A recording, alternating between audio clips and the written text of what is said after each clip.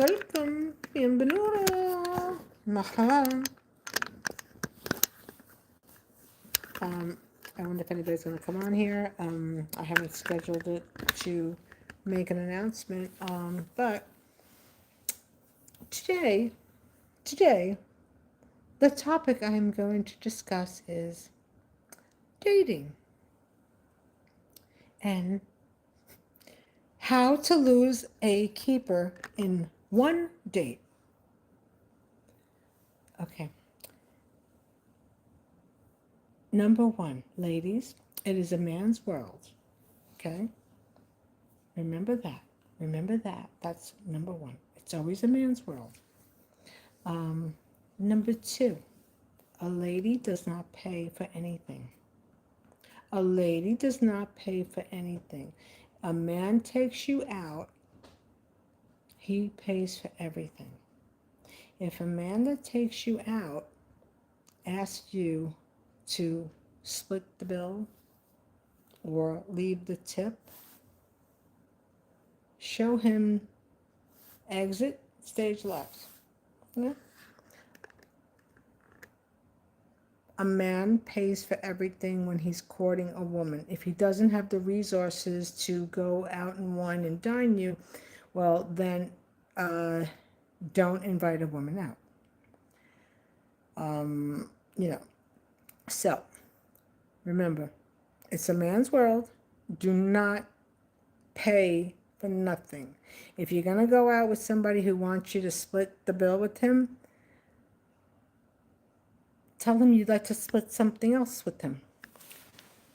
Because men who do stuff like that, they want to have total control. They want to be able to designate what you can do, what the woman's supposed to do, and it doesn't work like that. It doesn't work like that. So, how to lose a date, how to lose a keeper in one date. Yeah, ladies,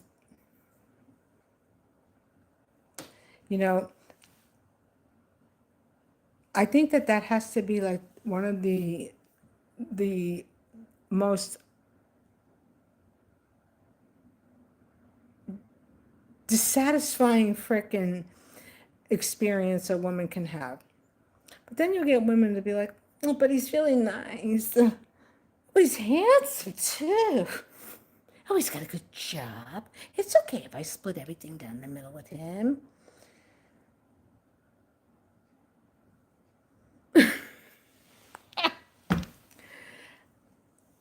When you get, okay, let's say when you cohabitate, whether you get married or you live with them and you have household expenses, that's a different story. That's a different story. But for those guys who want you to split stuff with them, they'll be the same guys who'll be counting the squares every time, you use the toilet paper. They gotta go. Anyway.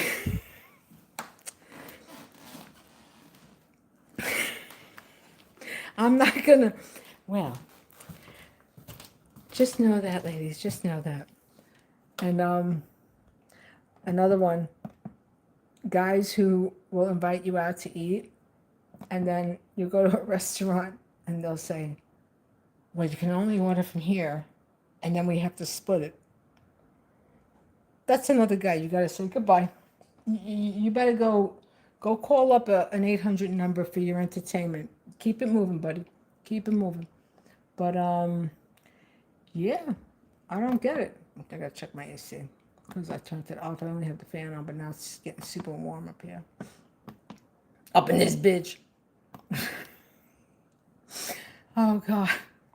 When I was younger, I was in high school, and I grew up in the Bronx. I said that. And I went and I hung out with this one girl. She lived over on Villa Avenue.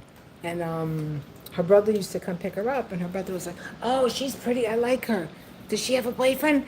And like, I don't have a boyfriend. Do you want to be my boyfriend? So I go over to Villa Avenue. This is 1970, I'll say 1975, 1976. So now I was a little career-oriented type of person, always working. I used to do my babysitting.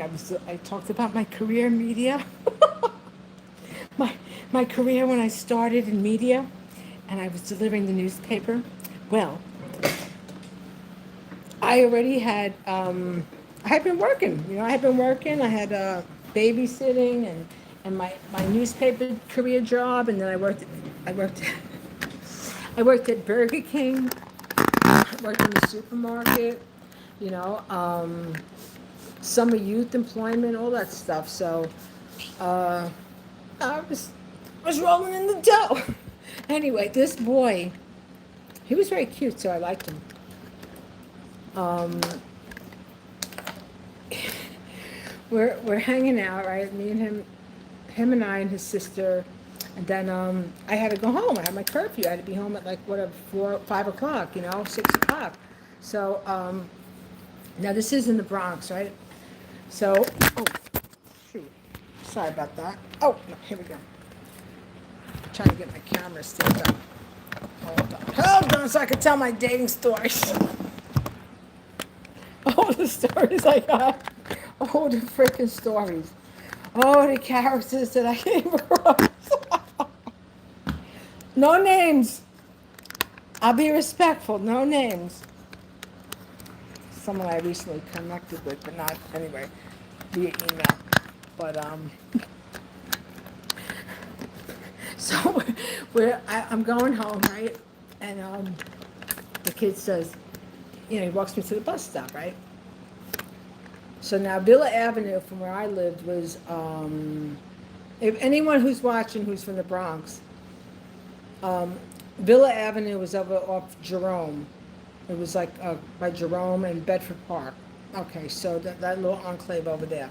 So now I lived on Carpenter Avenue and 226th Street. So my mode of transportation, because I was a big Willie back then, was the bus. No MetroCard back then. It was only a school bus pass. And then it was tokens too. But so the kid walks me to the bus for me to catch my bus, right? And I got my money, right? Because like I said, I always had my own paper since I'm a kid. And the bus is coming, so now I'm going to take my money out of my pocket. This freaking mope says to me, this mope says, "I'm not paying for your bus ride home." I said, "Buddy, I got my own money." And I told the sister when I saw her in school, and I said, "Your brother's cute." I said, "But he was a chump." I was, worrying about, telling me, "I'll pay for your own bus." And well, then we didn't talk anymore because she didn't like it. But my mother always told me, man pays. Guy wants you to split something, tell him, "Listen, I got something to split." Exit station left. But women don't do that. I mean, I remember going out like after. Oh God! Hold on! Don't go nowhere. Hold on! I'm trying to tell my story. Hold on.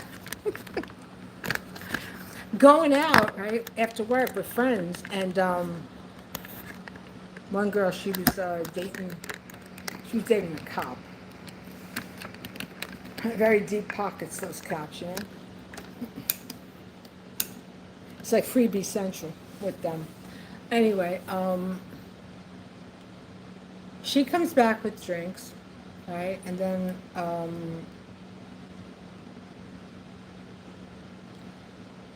this guy actually made her pay for her drink, right?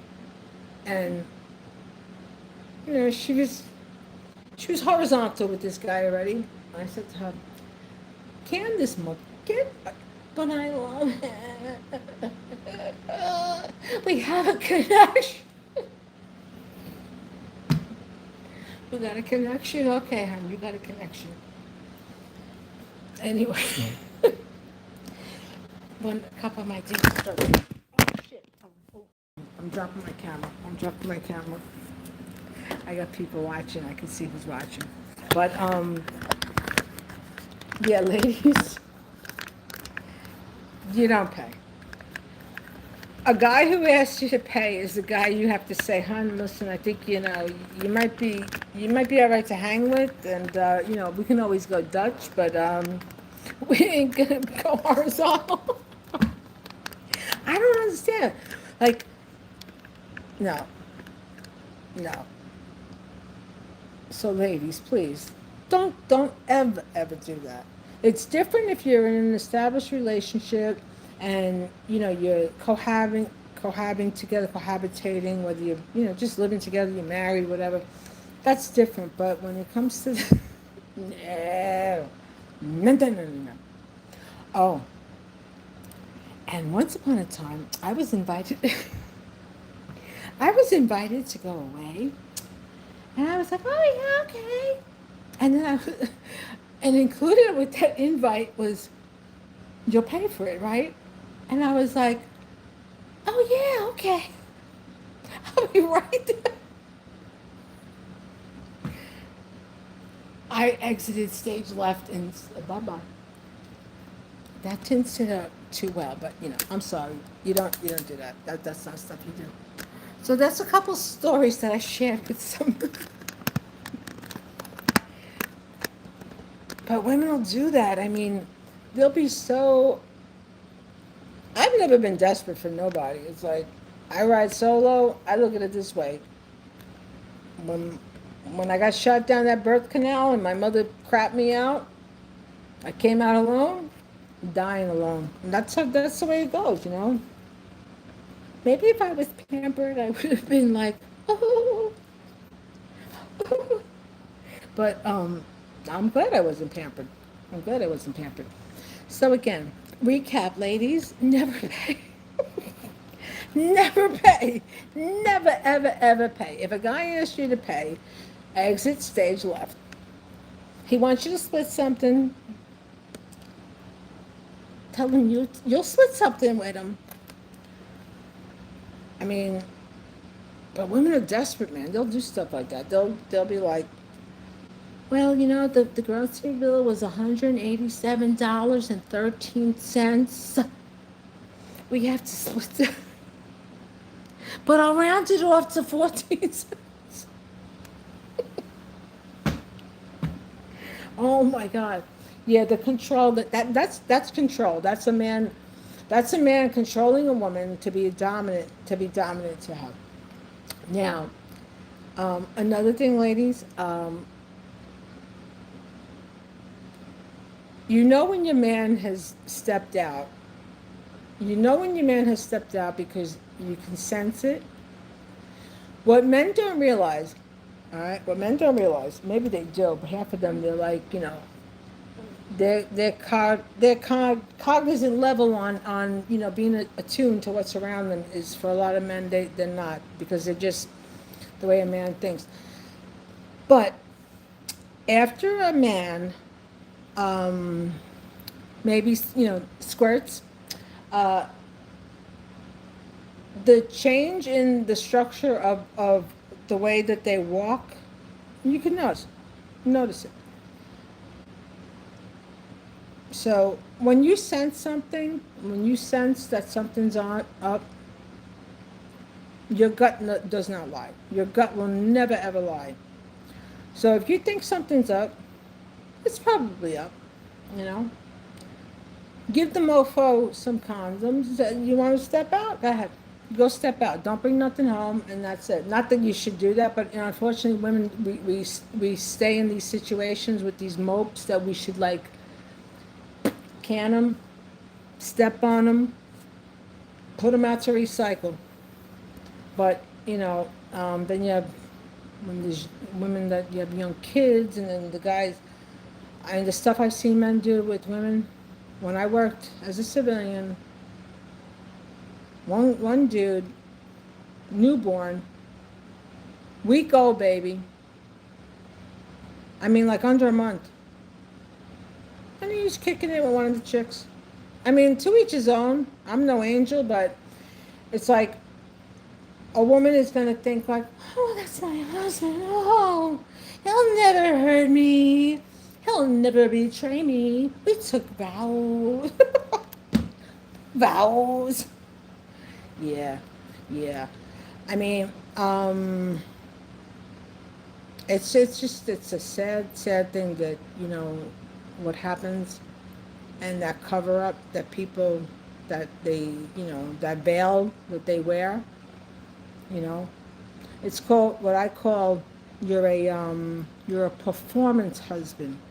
You're a husband in the sense that you're there for your for the imagery, aesthetics. You're a performance aesthetic husband, and then you know you got the house or the place with your wife, and then you got your own activity.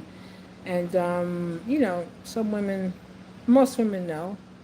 We know when you're up to something, but we stay. We're like, listen, when he drops dead, we'll be okay. No, I mean, not to look at it like that way, but oh, speaking about being taken care of, when I went back to transit, um, there was bachelor number A, there was bachelor number one, bachelor number two. So the ladies I work with, they're like, Pat, you got the fireman, you could beg a cop, get two pensions. I was like, no, no, no, no, no. But anyway, yeah, yeah. So for men, you think you're slick? Understand one thing. Understand what I'm saying. That women will outsmart you in every nook and cranny that the cavern of your mind ever went to. If she's a smart woman. Even if you think a woman's not that sharp, a fact you all need to know. And for women, we are like cats. We always land on our feet. Remember that. We are like cats. We always land on our feet.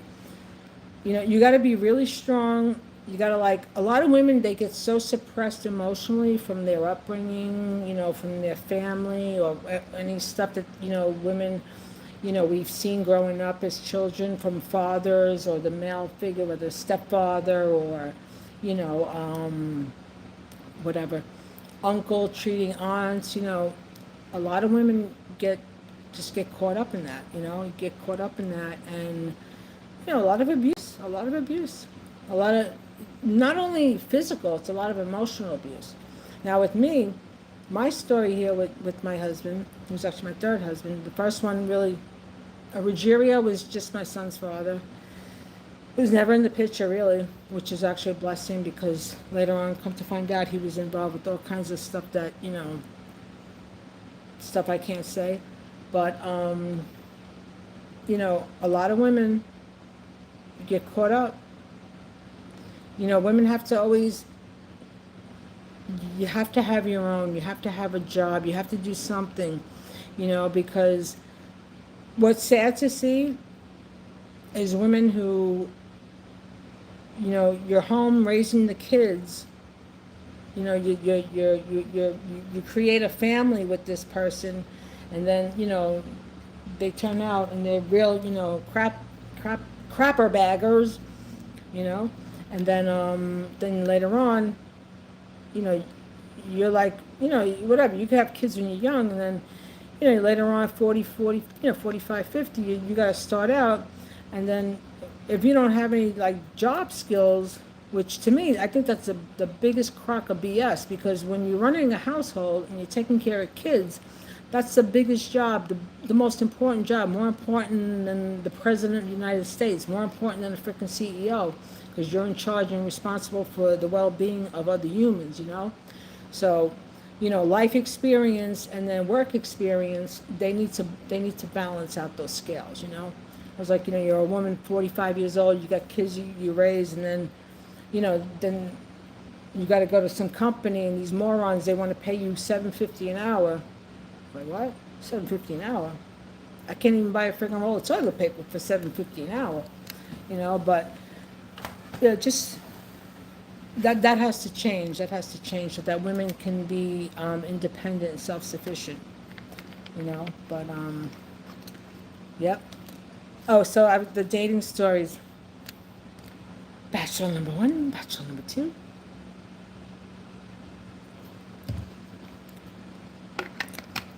I could have probably remarried, and I could have probably, like, maybe popped out, like, maybe two more kids, I was still young enough, but it wasn't there. I was very much still hung up on my husband, the fireman.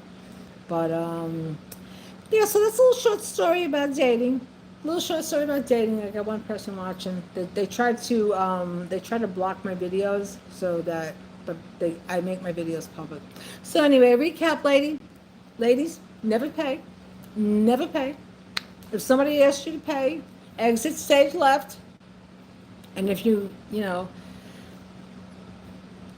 you hooked up with the halvesy dude, well, I hope you use your whole brain and you save your money. Don't, not that you didn't use your whole brain, but sometimes people just get so, oh, but I love him, oh, oh, and the best is, oh, we have great sex. Yeah, all right, that's going to last. You know what? That's going to last. Try batteries, I mean,